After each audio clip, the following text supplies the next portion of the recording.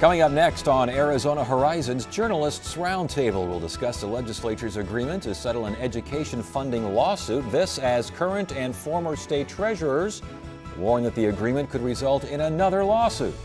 Journalists Roundtable is next on Arizona Horizon. Arizona Horizon is made possible by contributions from the Friends of Eight, members of your Arizona PBS station. Thank you. Good evening and welcome to Arizona Horizon's Journalists Roundtable. I'm Ted Simons. Joining us tonight, Mary Jo Pitzel of the Arizona Republic, Howard Fisher of Capital Media Services, and Aaliyah Rao of the Arizona Republic. The state legislature today adjourned a special session after approving an education funding settlement. Mary Jo, describe the scene at the Capitol the past few days. Well, like a lot of legislative sessions, there's a fair amount of hurry up and wait. But the public testimony committees, the appropriations committees, moved fairly quickly on Thursday morning. Well, not so much in the House. They spent 4 hours on it. But people came in to talk, and those hearings were done. And then there was sort of a lot of waiting around while they worked on what we're told was just a lot of technical verbiage of this to settle this K-12 lawsuit. And give us a brief overview now of the K-12 law. Operative word is brief here because we've been talking about this for days. Sure. Essentially, it's going to use state trust lands, $2.2 billion from the state trust, which they insist will not hurt the corpus, and the balance from some general fund money plus what already been appropriated, the $74 million, for a $3.5 billion package over 10 years. More to the point, the lawsuit, if voters approve this, goes away. And that's the end of that lawsuit till we hit the next one. Explain the lawsuit. The lawsuit was back, the voters said in 2000, you will fund inflation up to 2%, which they did up through 2008. Then in 2009, suddenly we didn't have the money. And they gave all sorts of excuses. And of course, the schools sued and got a trial judge to rule, yes, you are entitled to the money. Yes, in fact, it should be $336 million going forward. And there's still a case out there, or was a case out there for the back money, which was another $1.3 billion. This resolves all of that if, again, the voters approve. Why did the plaintiffs decide to go ahead and agree to less than what the courts said they were owed? It ends up being, I think, about 72% of what the court said they were owed. And I think there's a few reasons. First of all, Republican lawmakers were appealing it. So you likely had 2, 3, or more years in court fighting over it with no guarantee that you were still going to get the original amount of money the lower courts had said you would get. The schools need money now. I mean, their budgets are tight. They're saying things are getting more and more difficult. They feel like this gives them money relatively quickly, not until next year, but relatively quickly, and it guarantees this money for at least 10 years. Well, that's sort the of. issue. That's Sort of. That's the sort of. That's the key to this, which is why the Democrats have expressed such concerns, because for all the talk about, oh, we've got the guaranteed inflation built in. Well, it also says that in economic lean times, we can suspend the funding, although theoretically the formula will continue to build the base. But what really scares people is that after this expires in 2025, it says if education funding hits 49% of total state spending, we can suspend it and take back the prior year. And if it hits 50%, we take back twice the prior year's inflation funding. Why those numbers? Why 49, 50? What's 49%? Is that a magic? What's going on there? Well, that's a little oblique. We don't know, but we do know that current school funding is 42% of the state budget.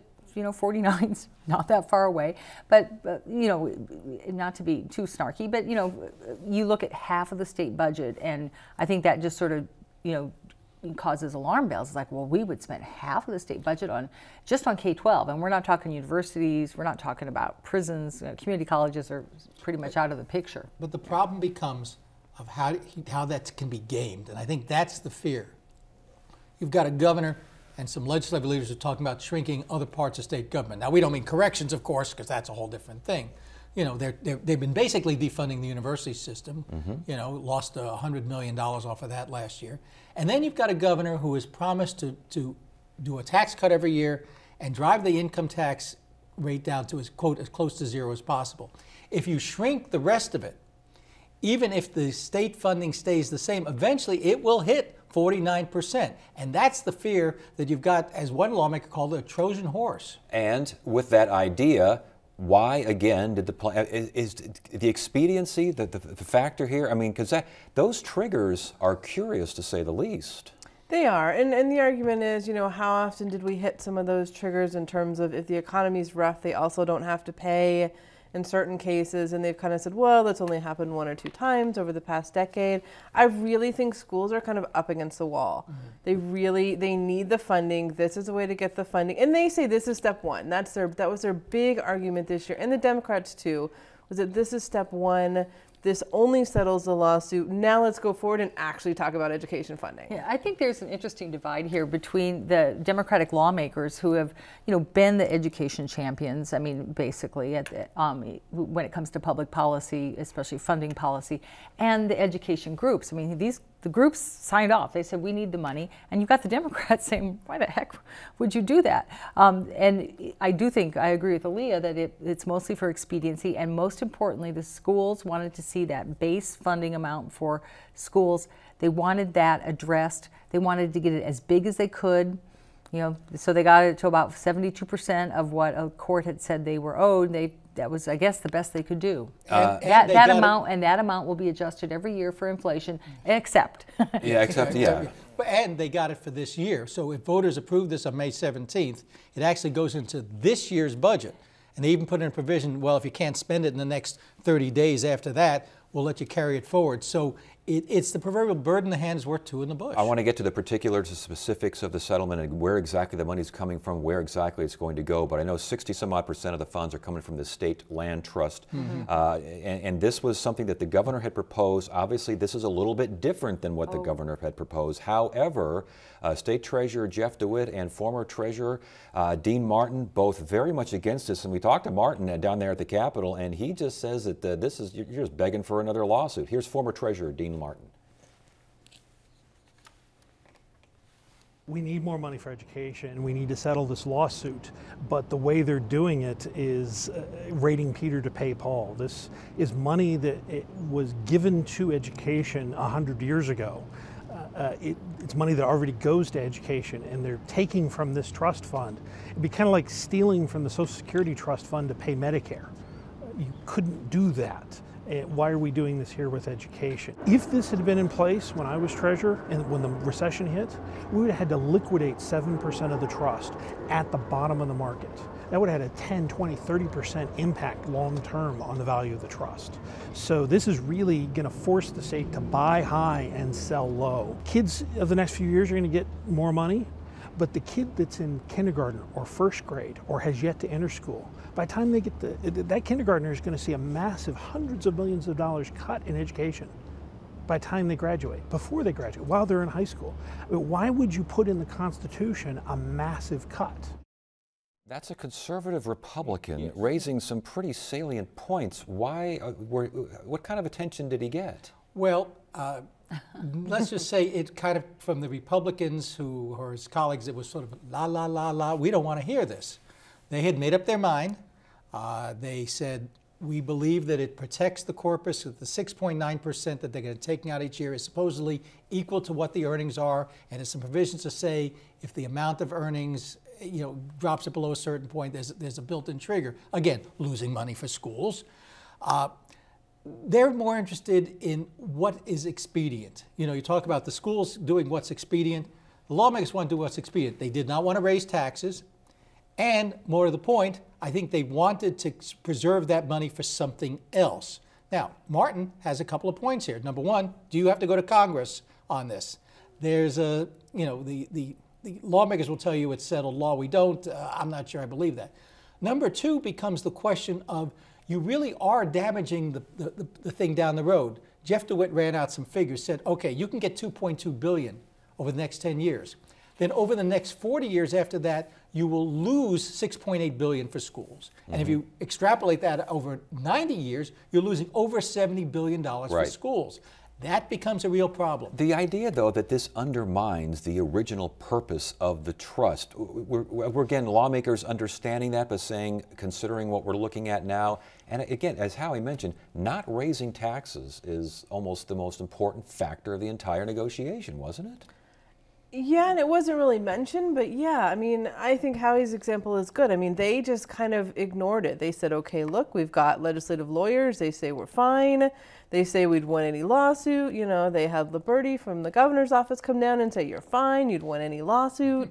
You know, okay, we're good. You know, we don't agree. We don't think this will undermine the trust. We don't think this will be subject to federal lawsuit. So we're good. Let's go ahead and get it done. I mean, there were a lot of things that were on the table, but the one thing that was not was raising taxes. And that was, I mean, we weren't inside the room with the negotiations, but that was acknowledged even by outside parties. You know, the Democrats came forward last month with their own plan. They said, hey, we've got a plan to fund education and settle this lawsuit without raising taxes. They just wanted to take it out of the general fund's surplus that's been projected for this year and the next couple of years. But we have a governor who was elected, you know, partially on a platform of saying, I'm not going to raise taxes. Why wasn't that idea? Just use the surplus, get it over with, move on. Why wasn't that more seriously considered? You've got two issues in there. Number one, is it sustainable? Now, Right. the Democrats ran out some numbers from the Joint Legislative Budget Committee saying at least $250 million a year is sustainable. Plus, if you stop giving away corporate tax breaks for sending kids to private parochial schools, you know, we can save a couple of $1 million there over the next 10 years. The other side of it, I think, is political. You want to give away tax breaks. You want to, if you believe in the Laffer curve, that the more we give away, the richer we get. Never mind, it hasn't worked quite yet. Then you want that money there. You want to be able to do that. The governor wants to fulfill his promise of doing a tax cut every year. Yeah. Well, also, in fairness, I mean, there are other state needs besides K-12. I mean, the universities took a big cut last time, and they put out a press release on this agreement saying, "Hey, nice work. Now, like, look at us. We need money." The Department of Child Safety put in a budget request. They're asking for $100 million more to do their job. We have 18,000 kids in the state who aren't living with their families. Something's got to be done about this. So there are other priorities pressing on the legislature. And yes, of course, we all expect a tax cut because, again, Governor Ducey said he would introduce such legislation every year. See, we can solve part of this. You know what they're doing with schools with a 49% cap? Why don't we do the same sort of cap for the Department of Corrections and say when the Department of Corrections budget reaches 17% of the budget, we're just not going to do anything more, and then we could solve it. Why don't you put that in the suggestion box? I will. We'll check on that at a later date. You know, we're acting like, okay, things are figured out, everything's done, everything's moving. No, voters have to approve two things regarding this. And we're talking May now for the election? May 17th. And this is an all or nothing proposal. They have that worded in the legislation is basically, here's this package. Voters have this package to approve. If they don't approve it, the whole thing is dead. You get nothing and we start all over And again, changes to the inflation funding is one aspect of it, and the state trust land, using that, changing that as well. Correct. Those will be on the same ballot proposal? Can you do that? There's some discussion on that. There's a single item kind of rule that Yeah. basically says you can only have an issue of one topic. They had that conversation during committee hearings this week too and said, well, but the overarching topic is the same because one has to do with what you're doing with it and one has to do with where the money's coming from. So they're really the same thing, so we're going to put them in the same box. And, you know, I know Paul Bender's discussed this issue because the Supreme Court has changed the standard. It used to be that if you had two things on the ballot and you might want A but not B, the Supreme Court would bounce that as violating single subject. More recently, they've gone ahead and said, if it's part of an entire scheme, Right. we will accept it. Now, does this meet the test? I'm not sure anybody's going to sue over that. So thoughts, I mean, are voters going to look at this and say yes? And if voters say no, is there a plan B anywhere on the horizon?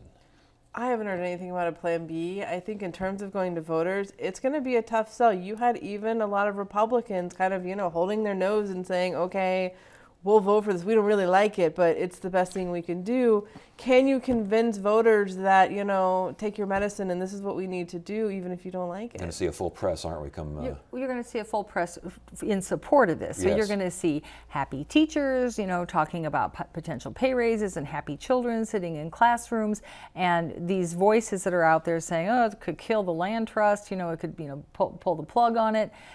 They're not going to be as robust. I mean, the governor today promised, a very well-funded campaign with diverse voices, and you've got the education community, at least the big players, on board. And the fact is, I talked to several Democrats, and I talked to Eric Meyer, and I said, so Eric, what do you tell your voters?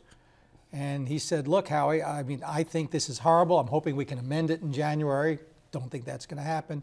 But he said it's going to be real hard to tell anybody to vote no because it's the money they need. Indeed, and again, if they do vote no, if there is no plan B anywhere around, I mean, you're kind of stuck in Yeah, I mean, where the you've plan been. B, I guess, if voters reject it, was that you go back.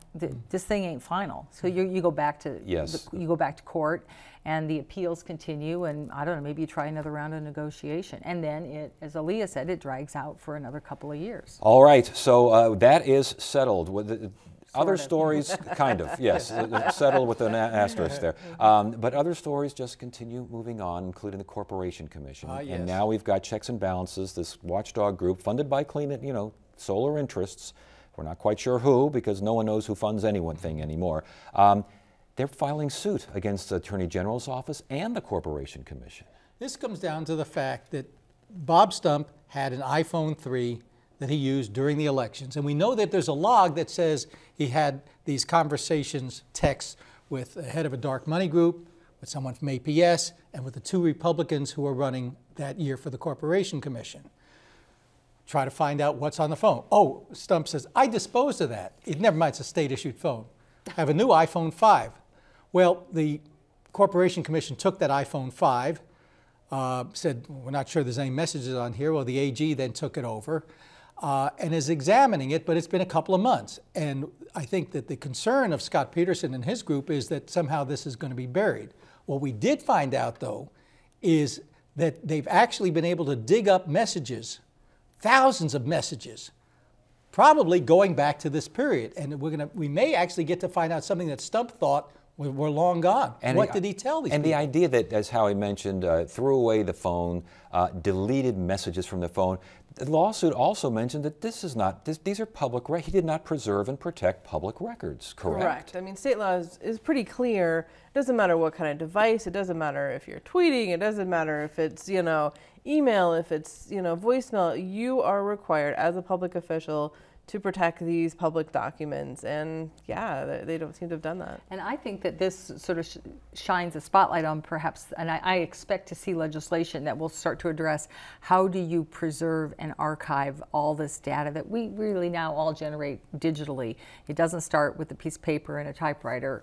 It's all digital, and there's got to be a way to preserve that. This is a situation where the law is catching up with the technology. I mean, subsequent to all this happening, the Corporation Commission installed some software that essentially every night is going to back up each commissioner's cell phone onto the state server. That doesn't help us for what happened in 2014. But again, as Mary Jo says, we've got a problem here. This is a public records law that was written in the days when public records were on pieces of paper. And we should mention the aforementioned logs include communications with an independent expenditure group, with candidates at the time, Tom Farese and Doug Little, who are now commissioners at the time, with an APS executive, with the RUCO advisors. I mean, he was a very communicative fellow. Yeah. There were 40 or 50, texts back and forth from each of these groups. I mean, it was not a small number. Yeah. But no, he was arranging dinner. Didn't you hear the explanation from Mr. Stump? He was arranging dinner. I thought it was the opera. I thought it was. I thought it was a night at the opera. Green McCarthyism and a political attack and a waste of resources, says Commissioner Stump. But that's missing the point. Look, Bob Stump certainly thinks this solar group is after him, and certainly they are. Just because you're paranoid doesn't mean they're not out to get you. This is a public records case. This is not a question of whether they're out to get Bob Stump. It's sort of like saying if I file a public records request of the governor's office, it doesn't mean I'm out to get the governor. Those are public records, and I am entitled to them. Is there a sense that the public, the Corporation Commission for years has been thought of being a great place to just do a lot of stuff and no one pays attention? Is there a sense that folks are paying attention to this, or is this, again, flying under the radar?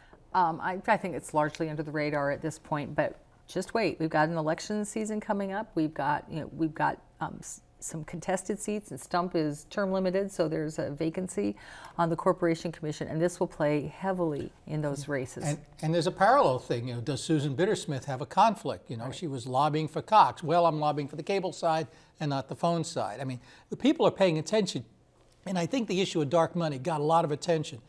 I went back and I looked today that the amount of money spent just on the governor's race last year, there was more dark money spent than spent by the candidates. And people are starting to pay attention to I'll that. say, get used to that. Yes. I would imagine. Okay, the Board of Education voted to change Common Core, and a lot of folks got very excited about this, but really this was kind of a technicality and not much more, correct? It was very much a technicality. Basically, it says that we are not going to be bound by your exact Common Core rule. So it's kind of like saying, let's throw the name out the window, let's throw the title out the window, but we're going to keep the book.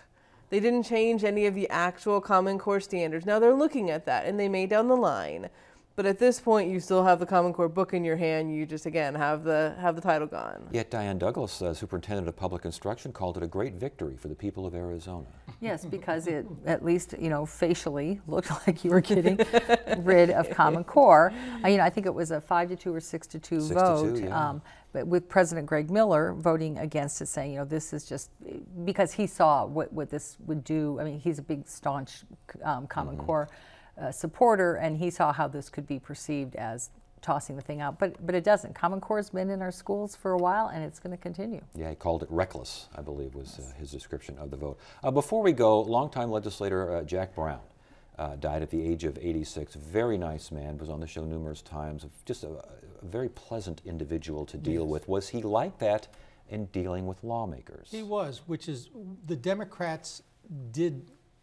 I don't know how well Democrats ever did in the House. But Jack had a way when he was leading there to get along with folks. It's that sort of rural aw shucks, I'm from the mountain country thing, I'm riding on my horse. And he had a way of saying, look, folks, let's just all calm down. Let's see what we can get done. He worked very well across the aisle.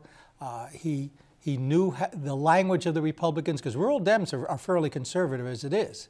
And he managed, I think, to get a certain amount done because he didn't care whether it was the Democrats' ego involved. Kind of the last of a breed in terms of a conservative Democrat. Yeah, as soon as he retired, I think it was after 2010, that seat was, it changed hands and became a Republican seat. But he was able to hold it because, as Howie said, rural Democrats can tend to be a rather conservative, and he was well liked not only down at the Capitol but also out in his district. He served 17 terms over, I think, 46 years. Had a little break in there. Went between the House and the Senate, sort of surpassed the whole term limits issue, and was able to move from one chamber to the other. And what's really unfortunate is the lack of that history now. Yeah. I see over and over again lawmakers trying the same failed policies that they enacted, then had a repeal, then reenacted, because we don't have that historical memory down there. And it is sort of sad that with term limits, we've decided, well, I'm sorry, you've been here long enough. Remember, term limits were passed to be aimed at Congress. Then the federal court said we can't do it on Congress, so now we've done it to our legislators. In general, a consensus builder like Jack Brown was, someone who reaches across the aisle, who can get both sides to listen to him. Is that a dying breed down there at the Capitol, or are there folks capable of doing that? I don't know if it's a dying breed. There hasn't been a lot of interest in doing that over the past few years. I don't know if that'll change. I think with this, Governor Ducey would say he did it with the education plan. I mean, I think they're really, you've got both sides saying he's the one that kind of came in and got the groups back together and started having conversations. But when you talk about across the aisle, there were three Democrats, and these are the three Democrats that most Democrats look at and say, are you really a Democrat? Well, right, but I think what Aaliyah is referring to, how I read it, is that, but he got the education groups to agree to this, and they are a, traditional Democratic constituency, and they were all singing his praises today. So is it, we got about 30 seconds left here. Back to the original topic, a big win for Governor Ducey? Well, certainly he came out and led the parade at the signing ceremony. I think you can say it is. Look, nobody was talking trust land until he brought it up. Nobody thought much about the trust until he brought it up. Now, is it legal? Getting back to where we started, I don't know. But I think he's going to claim a lot of victory on it. And in fact, a lot of the education folks who went up to the microphone today said, we're going to give the governor a lot of credit because the negotiations had stalled and he got it back together. Big win for the governor? Seems to be. We'll see come election time. I was going to say, all things could change come May. It's early, yeah. All right. Good stuff. Thank you all for being here. We appreciate it. Monday on Arizona Horizon, we'll discuss a new book that promises a roadmap to better health. And we'll hear about some homes in Scottsdale that are going green. That's Monday at 5:30 and 10 on the next Arizona Horizon. Tuesday, a look at the Arizona Court Awards. Wednesday, the constitutional accuracy of statements made by presidential candidates. Thursday, meet a bicyclist who pedaled across the country after a hip replacement. And Friday, it's another edition of the Journalists Roundtable. That is it for now. I'm Ted Simons. Thank you so much for joining us. You have a great weekend.